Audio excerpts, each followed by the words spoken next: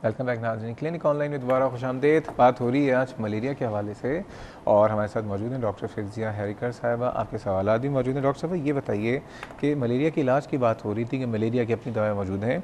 अशफाक साहब ने रावलपिंडी से सवाल पूछा था कि अमूमन गाँव देहातों में उन्होंने कहा कि किसी को डेंगू हो जाता है, उसकी कन्फर्मेशन के लिए टेस्ट जब भेजा जाता है उसमें टाइम लगता है, तो उसमें क्या मलेरिया की दवा दे सकते हैं? नहीं, इस पे मैंने पहले भी वाज़ेह कर दिया था कि हर चीज़ अपनी बीमारी अलग किस्म की वजह से होती है। ये वायरस डेंगू वायरस है और ये पैरासाइट है, तो डेंगू की तो वैसे भी कोई दवा नहीं है और मलेरिया की दवा देने से डेंगू पे असर नहीं होगा, तो इनका नहीं है आपस में कोई कनेक्शन। बिल्कुल सही है। नहीं, लेकिन प्रिवेंशन हो सकता है क्योंकि मच्छर से ही हो रहा है ये सब कुछ, तो अगर आप इससे बचाव करेंगे तो आपको ये बीमारी। अब ये बताइए, बचाव की आपने बात की है, डॉक्टर सूफिया के सवाल भी लूँगा कि हमारे मुल्क में इतने मच्छर क्यों हैं?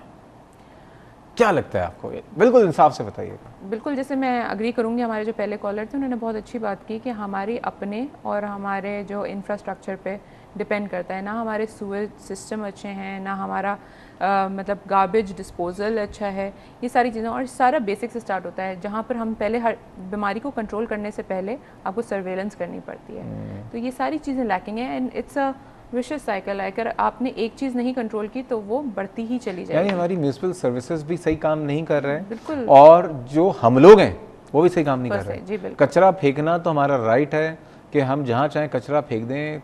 मतलब माजरत के साथ महज़िब मुल्कों में तो ऐसा नहीं होता। हम पता नहीं महज़िब हैं या नहीं है। कहाँ का मच्छर पैदा होता है, ज़रा ये बता दें लोगों को। मच्छर हर जगह जहाँ गंदगी होगी, अंदर बाहर गंदे पानी में, अनलाइक डेंगू जो कि ज़्यादातर साफ़ पानी के ऊपर होता है, ये गंदे पानी गटर वगैरह हर जगह पे होता है। और मच्छर और जो सॉलिड वेस्ट होते हैं, ये जो डंप लगे होते हैं कचरे के, अंबार लगे, तो आपको नज़र ही आ रहे होंगे कितने हैं। नहीं, लोग समझते हैं कि सिर्फ पानी पे पैदा होता है, गंदे पानी पे, सॉलिड वेस्ट पे भी तो पैदा होता है ना। बिल्कुल बिल्कुल, ठीक है ना। एनीवेज, आफ्ताब साहब इस्लामाबाद से। अस्सलाम वालेकुम आफ्ताब साहब। अस्सलाम वालेकुम आफ्ताब साहब, खैरियत से? टीवी का वॉल्यूम बंद कर दीजिए। जी जी ठीक है सर, कर दिए जनाब। मैंने ये पता करना था कि जब डेंगू के बारे में कुछ मफरूज़ा ये भी है कि डॉक्टर्स कहते हैं जी पैरासिटामोल इस्तेमाल की जाए उसको आफ्टर 3 आवर्स, ठीक है, और प्लस ये है कि वो कहते हैं जी कि सेब का जो जूस है उसमें लेमन के कुछ ड्रॉप्स डाल दिए जाएं तो उससे आपके पेटलेट्स जो हैं वो लॉस नहीं होते। तो आया ये सही अपना मिथ है या कि हमें कुछ और? ठीक है जी, बहुत शुक्रिया। देखिए, मेडिकल साइंसेस में जब हम कोई बात करते हैं ना तो हमारे पीछे एक एविडेंस होती है। ये सारी जो बातें हैं हो सकता है सही हो, मैं ये नहीं कह रहा, लेकिन हमें एज अ डॉक्टर हमें अभी तक इसकी कोई ऐसी एविडेंस नहीं मिली है। जी डॉक्टर साहब, आप क्या कहेंगी? बिल्कुल, मैं यही कह रही थी कि जो मिथ्स हैं हमारी, पपीते के पत्ते, लेमन जूस, ये सारे, ये कहाँ तक सच हैं? हम तो हर चीज़ प्रूव करके बताते हैं कि ये दवाई रिसर्च होती है, रिसर्च करके ट्रायल्स होते हैं, उसके बाद कोई हम आप मरीजों को मना नहीं करते आप लें, बशर्त ये कि इस चीज़ से उल्टी ना हो जाए, हमारे मरीज मजीद और डिहाइड्रेट और वॉमिटिंग के चांसेस से ब्लीडिंग वगैरह हो जाए। एग्जैक्टली। हम कहते हैं एज लॉन्ग एज आप टॉलरेट करें, लेते रहें, इसका कोई हार्म नहीं है। अच्छा, ये बताइए, डॉक्टर सूफिया जो थी इस्लामाबाद से, उनका बड़ा अच्छा सवाल था कि जो MP मलेरिया का जो स्मेयर बनाया जाता है जो टेस्ट, ये कितना रिलायबल है? इसको हम गोल्ड स्टैंडर्ड ही कहते हैं। इट्स वेरी रिलायबल, लेकिन इट इज़ ऑपरेटर डिपेंडेंट। उसकी ट्रेनिंग होती है, किस तरह मलेरिया के पैरासाइट को देखा जाता है ब्लड में, तो वो जो बंदा देख रहा है उसको इतना एक्सपर्ट होना चाहिए कि वो पिकअप कर ले, क्योंकि हर दफ़ा बहुत अच्छा लोड नहीं होता पैरासाइट का, कम भी होता है, ज़्यादा भी होता है, तो वो मिस हो सकता है। तो अगर ही इज़ एन एक्सपर्ट और ऐसे एरिया में जहाँ पर हमारी एंडेमिसिटी है, इतना ज़्यादा कॉमनली देखा जाता है, तो फिर अमूमन काफ़ी सेंसिटिव हो जाता है। अच्छा, और जो दूसरे टेस्ट होते हैं मलेरिया के, उनके नाम भी बता दीजिए। जो हमारे पास आम आ रहे हैं MPICT के नाम से, जो इम्यूनोक्रोमेटोग्राफी होती है, वो रैपिड डायग्नोस्टिक्स हैं जो कि हर जगह अवेलेबल हैं, और इसमें जो बेसिकली मलेरिया का एंटीजन होता है उसको फाल्सिपारम का, वाइवैक्स का, उसके एंटीजन को डिटेक्ट किया जाता है, और यही मैं बता रही थी कि बहुत ही क्विक होता है, काफ़ी हद तक सेंसिटिव है और ईजीली अवेलेबल। अच्छा, ये बताएं, मलेरिया की जो दवा है जी जी, उसको कितने दिन तक लेनी चाहिए? अपना कोर्स होता है डिफरेंट दवाइयों का।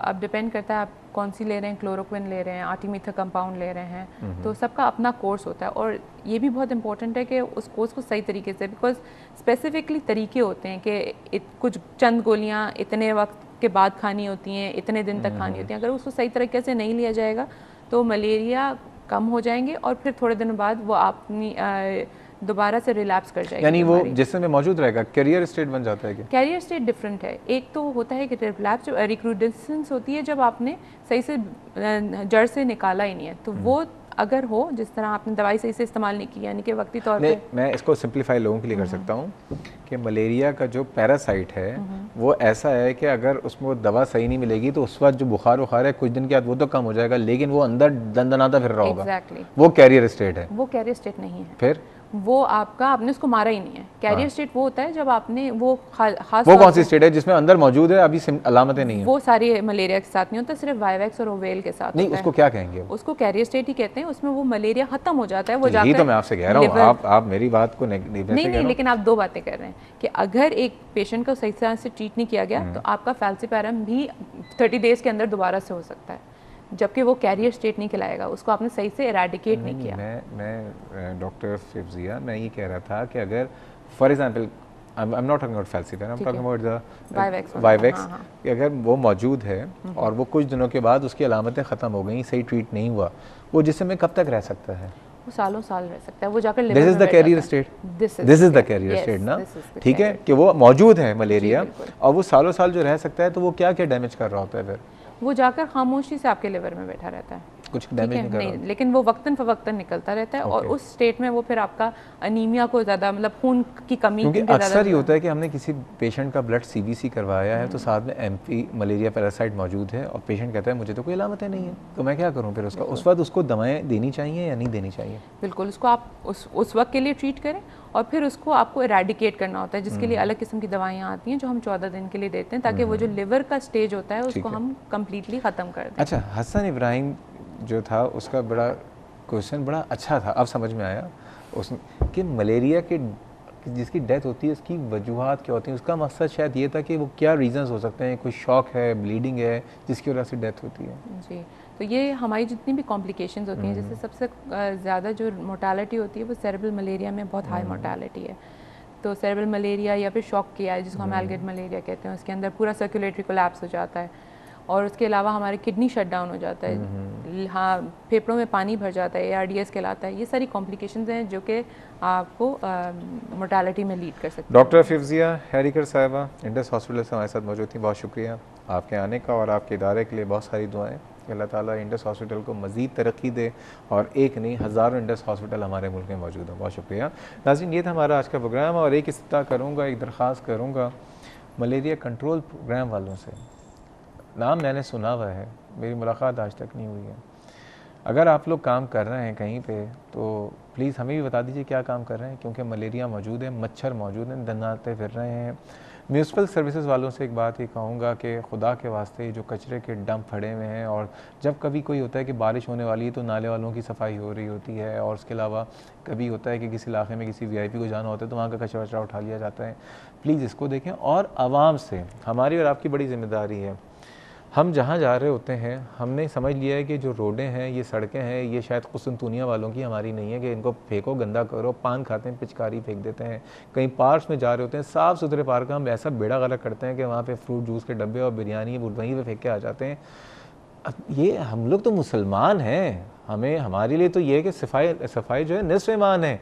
सिर्फ अपने जिस्म को ही साफ़ ना रखें, अपने घर को भी साफ़ रखें, और घर से बाहर जिस जगह आप रहते हैं, जहाँ पे कुत्ता बैठता है ना, वो भी अपनी जगह को साफ़ करके बैठता है।